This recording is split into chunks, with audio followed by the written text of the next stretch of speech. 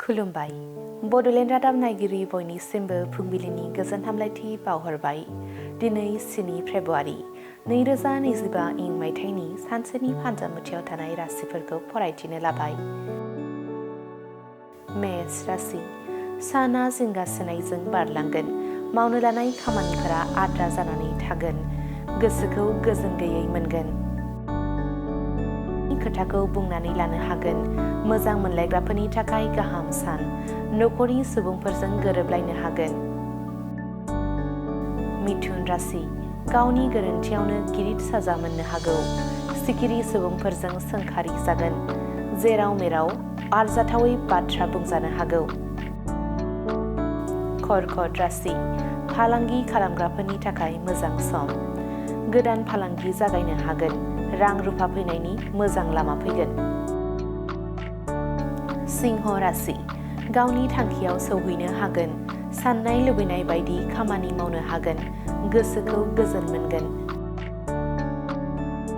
कन्या राशि मावनो लानाय खामानिया आद्रा जानानै थागोन। सिगां समनि बाथ्राफोरखौ गोसोखांगोन। साना एरैनो बारलांगोन। तुला राशि नखराव जेंना नुजाथिनो हागौ। बायदि रोखोमनि बाथ्रा खोनानो मोनगोन। दुखुनि सान। वृश्चिक राशि गावनि बिसिखौ जोथोनै दोननो हागोन। अनज्लायनाया बांसिन जागोन। रंजा बाजा थानो हागोन। धनु राशि जाफुंसारनाय मोनगोन। गावनि गोसोनि थांखिखौ जाफुंहोनो हागोन। खैफोदनिफ्राय बारग'नो हागोन। मकर राशि देहा सावस्रिया हरखाबै लोरबां जानो हागौ। जानो लोंनो खहाबै जागोन। नखराव दुखुनि थासारि फैगोन। कुम्भ राशि गोजोन गैयै सान। आखायाव फैखानाय खामानिफोरा गलांफिनगोन। मेगन गोसा सुथुरनि नोजोराव गोग्लैनो हागौ। मीन राशि गिदिर सुबुंफोरनि हेफाजाब मोनगोन। थांखि फारसे दावगालांनो हागोन। साना गोजोनै बारलांगोन। दिनैनि राशि फरायथिनाया एसेनोसै। बेजों लोगोसेनो दिनैनि साना बुहुमनि साफ्रोमबो सुबुंफोरनि थाखाय गाहाम जाथों बेनि थाखाय बड'लेण्ड रादाब नखरनि जानानै इसोरनि खाथियाव आरज गाबनाय थाबाय। गोजोन्थों। नोंथाङा रेलवे, आसाम पुलिस, बेंक, टेट बायदि सरखारि साख्रि मावनो गोसो दं नामा? एबा नोंथाङा बेफोर बायदि साख्रिनि थाखाय थियारि खालामगासिनो दं नामा? नोंथाङा railway, Assam police, banking, SSC, Assam direct recruitment, TET बायदिनि आनजादखौ खनले होदोंब्लाबो जाफुंसारनायखौ मोननो हायाखै नामा?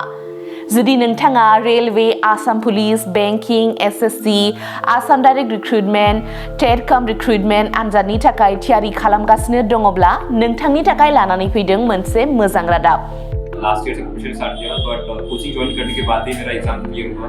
तो मेरा इस साल 3 एग्जाम का प्री क्लियर हुआ। CHSL का प्री क्लियर हुआ, फिर IPS PO का मेरा प्री क्लियर हुआ है और CGL का भी मेरा प्री क्लियर हुआ है। तो अभी मैं मेंस का प्रिपरेशन कर रहा हूँ।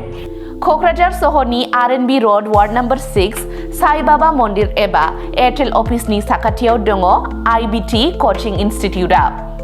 IBT कचिं इनस्टिट्यूटआव banking, SSC, railways, defence, TET आरो गुबुन सरकारि साख्रिफोरनि आनजादनि कचिं होनाय जायो आरो बेनि मुं थिसननाया दासान्दि सोलिगासिनो दङ। आं नाजानाय मेथ्सफोराव उइकफोरमोन ओमफ्राय दा बाहाय आं एसे गोख्रों जाबाय आरो बाहाय CA क्लासबो जायो माने सामफ्राम कारेन्ट एफेयारफोर जानाय बहाबा मा जानाय जिउ मा जानाय बिदिखौ मोनगोन। ओमफ्राय रिजनिंफोर इंग्लिश क्लास जाजोबो गासैबो। मेरा क्वांट में एक्चुअली खराब था, इसलिए मेरा ज़्यादातर एग्जाम में क्वालिफाई नहीं कर पा रहा था और कॉन्फिडेंट भी नहीं था। जब से मैंने ज्वाइन किया है तब से मैंने क्वांट पे एक्चुअली अभी मैं क्वांट पे अच्छा हूँ और कर भी पा रहा हूँ। तो अभी कॉन्फिडेंट भी हूँ और फैकल्टीज भी बहुत अच्छे हेल्प करते हैं बहुत। IBT कचिं इनस्टिट्यूटआव मुं थिसननायनि गोबां मुलाम्फाफोरखौ नोंथाङा मोननो हागोन। जेरै ल' course fees, specially daily current affairs classes, lifetime membership card, weekly 5 to 6 days classes, comprehensive study materials, regular online and offline mock test, Make My Exam app, flexible class timings, doubt clearing session। बेफोर गासै सुबिदाफोरखौ नोंथाङा IBT coaching इनस्टिट्यूटआव मोननो हागोन। अब्ला थाबैनो मुं थिसनदो। आबुङै मिथिनो थाखाय 9387277188 एबा 91013 2584 9 आव सोलाद लानो हागोन।